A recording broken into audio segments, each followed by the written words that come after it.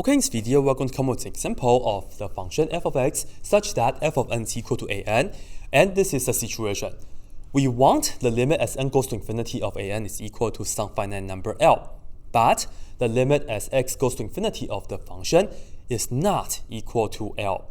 And this is going to show us when we have a limit for the sequence, it does not mean that we will also have the same limit for the function version. And the connection is, again, f of n is equal to an, so this is their connection. Now, how can we do this? Well, I'm just going to attack this right here first. And the idea is that, remember, if you want to graph an, there's just going to be a bunch of dots, the dots on a curve for the graph of f of x. That's pretty much the idea. So, perhaps let's graph the dots first. And we'll just have n is equal to 1, 2, 3, 4, 5, and so on. Let me just come with the easiest convergent. Okay, I'll have 1 here, 2 here, 3 here, 4 here, and so on. And I want to just take 0 here, 0 here, 0 here, and 0 here. How's that? In another word, I'm saying I want an to be 0 for all n value. And of course, in this case, we'll see that the limit as n goes to infinity of an, this right here is of course equal to 0 because you are always at 0 anyway. That's the definition of an, right? Now, you see that the limit of a sequence does converge to some number, and of course 0 is finite, but this is actually not enough to show the function version of that also converges. First of all, when you have an is equal to 0, this does not mean that f of x is equal to 0 for all x. Because what we can do is, we can just have a curve that goes up, down, up, down, up, down.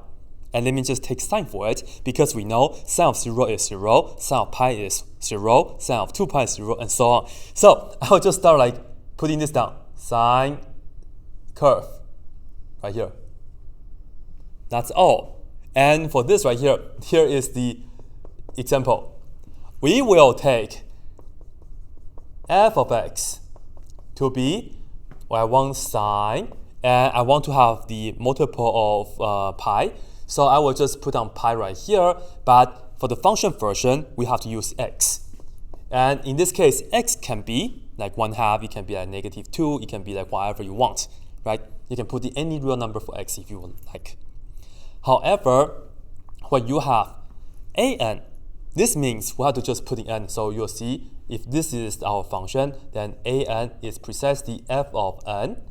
And in that case, this is just going to be sine of pi n. And of course, this right here, in fact, this right here is the same as that.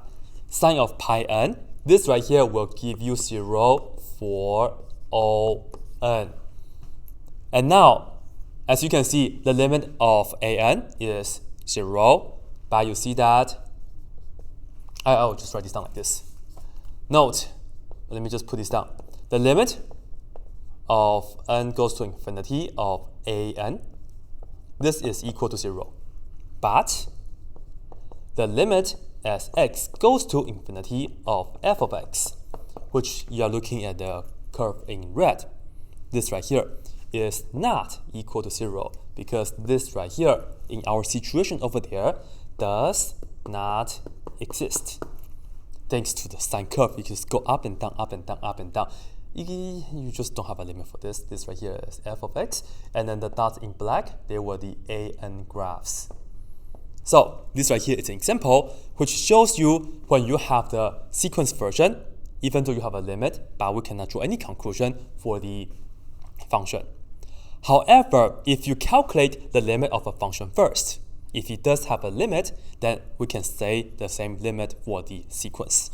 So this right here is an example. If you have other examples, you can leave a comment down below and let me know. But as always, that's it.